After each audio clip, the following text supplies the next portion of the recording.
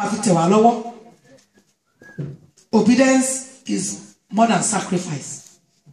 Ìwọ tó gbé tó bá gbẹ́bọ, bàbá gbẹ́bọ ní ìsìn Ọlọ́run mọ̀ nípa ẹbọ. Tó bá wù ẹ́ o lè kó 1,000 pounds, o lè gbowó oṣù, kó gbowó oṣù ẹ̀ wá síbí, kó rò pé bóyá torí bẹ́ẹ̀ Ọlọ́run máa bùkún fún ọ, kò rí bẹ́ẹ̀ rárá. God doesn't think about the things of the material. He doesn't see material as a way of blessing, but he's looking at your heart. He's looking at my own heart. How are you obeying God? During the week, we have 7 days prayers. Some people, they are in their homes. They didn't come to the presence of God. Wọ́n lọ síbi iṣẹ́. Wọ́n dòye kò dolúre ṣe. Ó gbọ́kọ̀ olúre ó tún gbàdá olúre. Wọ́n ò wá síbí òtútù òjẹ́ káwọn míì wá. Àmì àní òtútù ni ṣùgbọ́n níbi iṣẹ́ wọn 7:30. Wọ́n á ti kó nílá aago 5. Nígbà náà òtútù ò kì í dí wa lọ́wọ́. Sometimes we always make excuses about the weather. But when the weather is very fierce, even I remember sometimes ago in 2008 when there was a snow all over London. Some people still walk to their places of work. They walked. Even when they are going, some of them they fall down, they stand up again. Because they know that when they don't go to that work, they are not going to be paid. Bible church, God understands. Oh, you Ọlọ́run mọ̀ pa Ọlọ́run kìí ṣe Ọlọ́run ìka Ọlọ́run kúkú mọ̀ náà ló kú dá mi òun náà bàbá kí lẹ ti fẹ́ ṣe mí sí mo lẹ fẹ́ tì mí sí. We always say things to that same God, and we want blessings from that same God. But I know that God is a merciful God, and He will never use it to judge us in Jesus' name. Amen. I'm talking about the kingdom of God. How do we see the kingdom of God? We see the kingdom of God through love for one another. Let the love of other brethren exist in our hearts. Ìwọ tó rí ọmọ nìkejì tó fẹ́ wọnú kòtò lọ òmójú kúrò ńbẹ̀ oníkà ẹ wò oníkà kò lọ wá sí London tó wáyé tí ẹ jàre mi ò lè para mi I don't want to kill myself. And the same Bible says that when you see any of your brethren that is about to enter into any pit and you don't want that your brethren, he said if he dies in that position, he is going to require his blood from your hand. Hey, ẹni kò náà tá sí kò náà tó ní agbára ni. Wọ́n ní tó bá rí ọmọ nìkejì rẹ̀ tó fẹ́ bọ́ sínú kòtò tó fún ní tó sọ fún wípé ará mi okòtò wà níwájú rẹ̀ má lọ síbẹ̀ ó sì lajú sílẹ̀ ó wọnú kòtò náà lọ bí sọ pé tó bá kú sínú kòtò náà ó ní a ó béèrè ẹ̀jẹ̀ rẹ̀ ní ọwọ́ rẹ̀.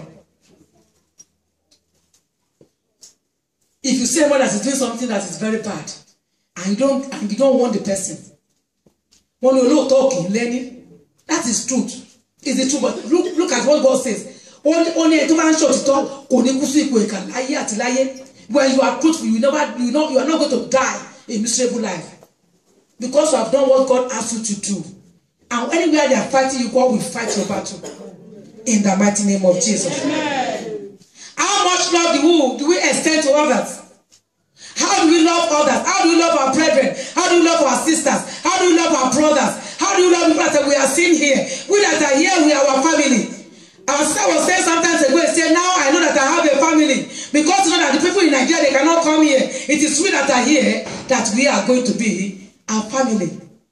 How much love do we extend to others? But the Bible says we should seek God, seek the kingdom of God and His righteousness. And the third one that looks the same is justice. Ìdájọ́ òdodo. And méjì ń jà nínú ìyá alágbájá so this something to me bó ṣe ń ṣe nìyẹn ẹni ibi ni you have judged the person before you even hear from the person's mouth.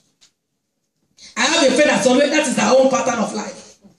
Alágbájá ani bó ṣe ani kan tó ṣe yẹn ò dẹ̀ dá and he will tell me and I will ask her, were you there when she did that one? He said no. Then now you know that what she did is not right. Ani kan tó sọ fún mi ni mo ní o jẹ́ gbàdúrà wọ́n bá rẹ̀ ẹlẹ́rù. Ọ̀pọ̀lọpọ̀ Christian la máa ń ru ẹlẹ́rù. Ẹrù tí ò tọ́ sí wa á gbélé rí ara wa because of our judgment, because the way we judge others without even hearing from people, without even putting into cognizance the judgment of God, we judge others. Then how do we seek the kingdom of God then?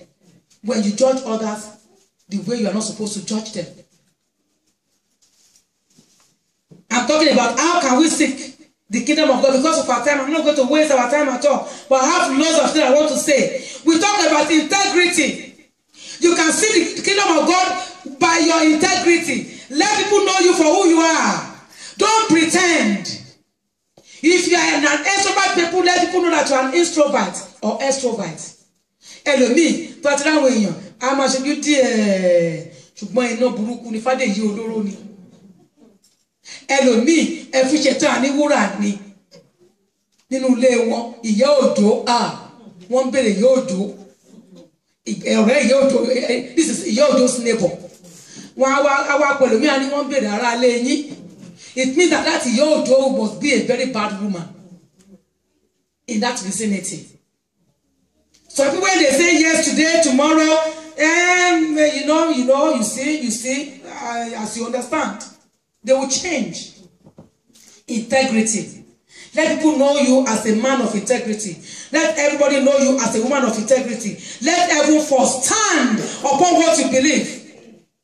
Even if it amounts to death, die as an integrity, as a man that has integrity. Don't die like a coward.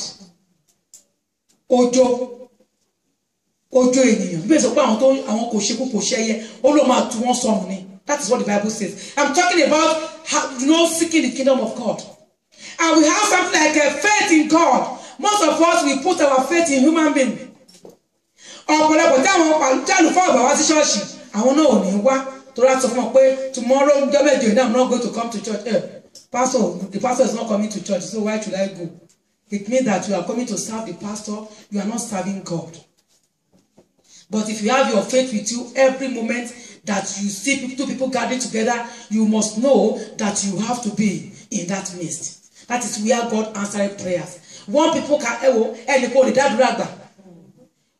cannot pray for himself or herself alone. I'm telling you the truth. The thing that you know, you are limited by your own knowledge. Your knowledge is limited, but when you have people, the Bible says, iron sharpens iron.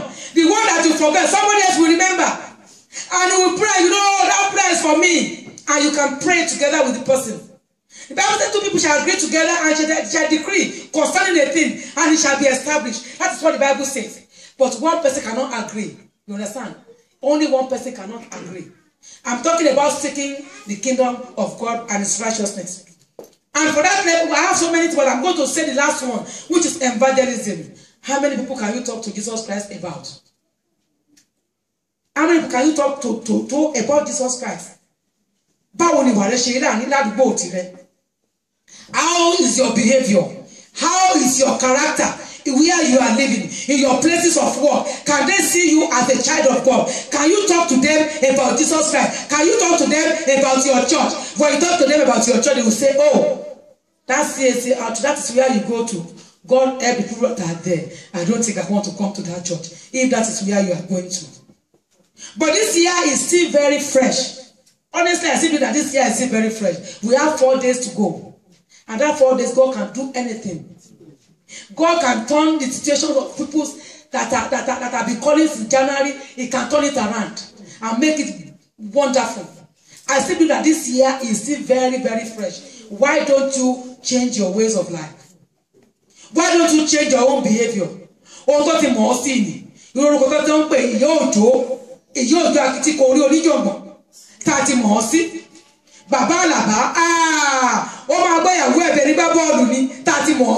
You can still change it. You can't do it on your own. You can't because of the flesh, but you can ask God to help you. We can talk to God because everything that we can do in this life, we cannot do it because of the flesh. That is why every day we need to be praying for that God increase in me. Why myself I decrease. But when you are increasing and God is decreasing your life is in danger. Run away from that thing. How many people can you talk about Jesus Christ to? Evangelism is a way of seeking the kingdom of God. Only what only the free. How many people are you rising up even to bring them back to Jesus Christ? Even people that have gone astray, that you can see that this one is not in the land of God. This one has backslided. What are you doing to restore them back unto Christ Jesus? As we do this one, the Lord will bless our lives in Jesus' name. Amen. I say God will bless us in Jesus' name. Amen. There are some qualities that we need to have before we can seek that kingdom of God. The first one is a merciful and grace given. Thank God because of the Sunday school today. Most of us believe that whatever we have belongs unto us. I can spend the money the way I like because I work for myself. Okay, it is true. You are the one that give yourself that strength. You are the one that give yourself that wisdom. You are the one that give yourself that knowledge. You are the one that give yourself that favor. Even when everybody is being forsaken in your place of work, they will still remember you. When by giving 4 hours, they will bombard you with loads of hours. It is by your own power. Be merciful unto others. If you are not merciful unto others, you cannot get mercy. If you pray from here to eternity, mercy will not come. Because you yourself, you are wicked. When you are wicked, do not expect mercy from the Lord. Bible says we should be merciful and grace given. Give unto others. Don't expect back. But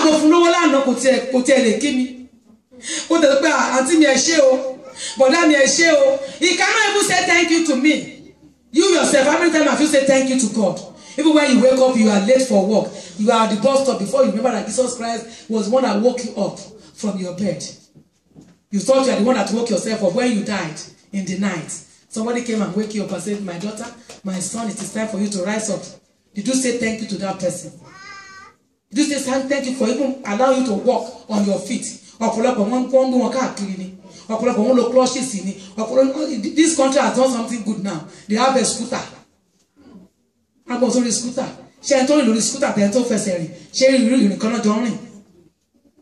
It could go ahead of you. But where you can run to if there is danger, can he run? Can she run? How many times have you said thanks unto God for even breathing? The Lord will bless our life in Jesus' name. Amen. We have teachable as a quality. Some people are not teachable at all. You can't talk to them. Don't talk to me. Baby, nonsense. You are saying that you don't want nonsense and you want to seek God's kingdom. Where are you going to seek it? When they teach you, how are you going to understand?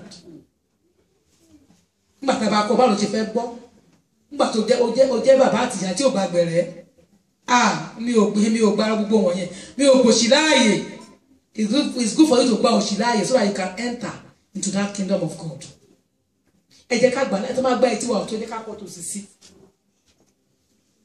We say it every day. We need to pray for our enemies. Some people say they cannot pray for their enemy. Me, I pray for them every day.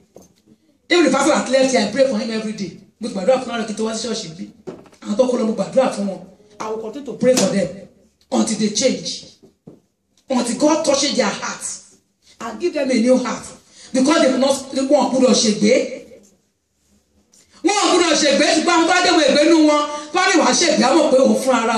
Don't fear saying lost in people for shaking. I will have something like a courageous. We need to be courageous. We need to surrender everything that we have unto God. Thank you. We need to let people know that it is only God that can help us. We don't have anything. But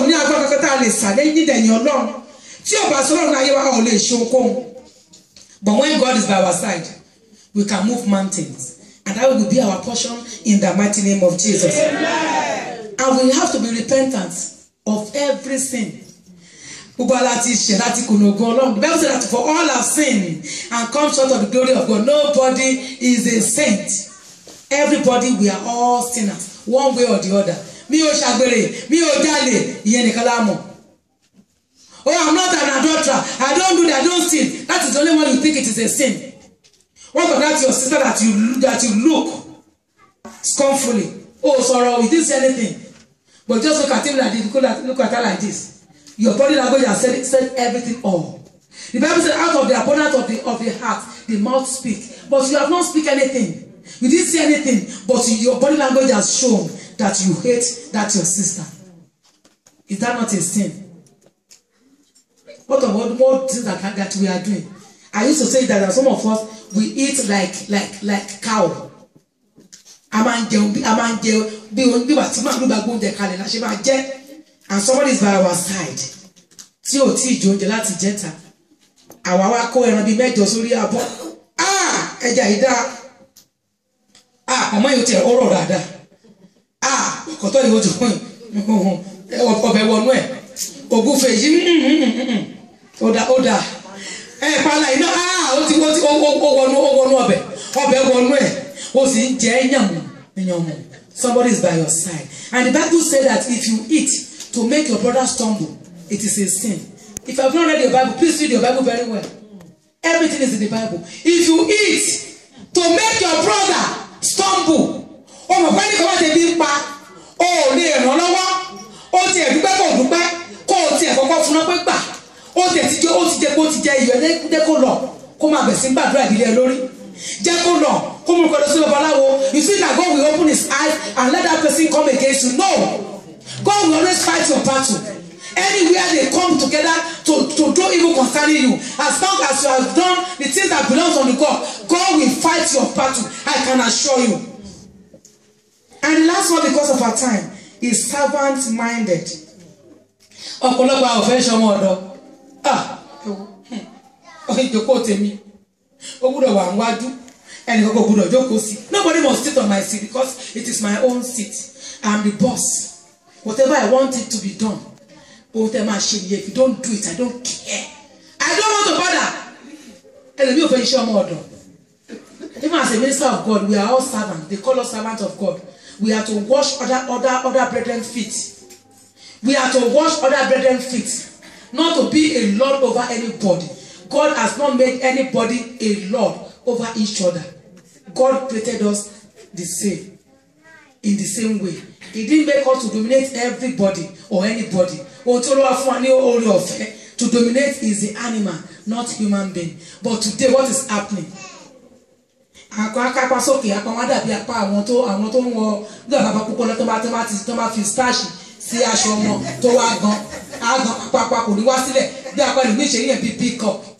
If you are like peacock, God is going to cut that wind and make you to be submissive to him. Be a servant-minded. If you go to the book of Matthew chapter 20:26, you will sit there. Matthew 20:26, you will sit there.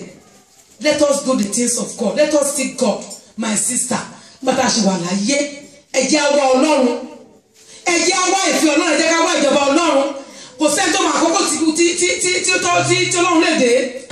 Jesus Christ can come anytime.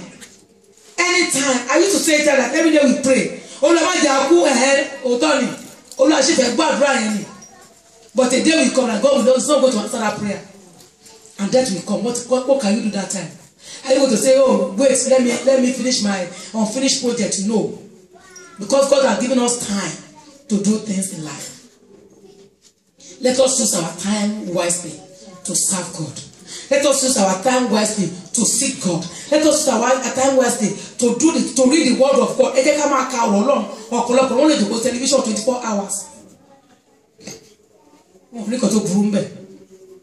From one Hollywood to the other. All the Bollywood artists wọ́n mọ̀ wọ́n láti díjú báyìí bá ti sọ báyìí wọ́n ti mọ̀ pé mímorúkọ wọn ẹnìkan nìyẹn without even looking pastor jẹ́nẹ́ bíbù nìyẹn wọ́n ló ń sọ̀rọ̀ yẹn wọ́n ti dá mọ̀ ṣùgbọ́n ṣe àdáhùn Ọlọ́run mọ̀. Do we know the voice of God at all? Let us seek God first, and everything that we are pursuing. We are pursuing money. We are pursuing goodness. We are pursuing material things. We want children. We want good husband. We want good wife. God will give unto us because it is part of the goodness that God has prepared for us, and so shall it be for us in the name of Jesus. Amen. Make the word of God your friend. The Bible says in the book of Joshua 1:8. Only èmi àti Ọlọ́run èmi àti ilé mi. Olúwa máa sìn bí ayé àti ọ̀run kọjá lọ ó ní a máa sìn Olúwa báwo náà ni òun náà ti ṣe fẹ́ rí. We are going to 2015 because I believe in my heart that all of us were in 2015. Amen. I can see people in 2015. Amen. In the mighty name of Jesus. Amen. What are you going to do? Have a resolution this year. 31st of this month, prepare your resolution that 2015 I will serve the Lord better than I did 2014. And as you have it in the back of your mind, the Lord will help you in Jesus' name. You fulfill your destiny in the mighty name of Jesus. I say you shall fulfill your destiny in the mighty name of Jesus. Your destiny will not be aborted in the mighty name of Jesus. In Jesus' wonderful name we pray. Amen. Praise the living Jesus. Hallelujah.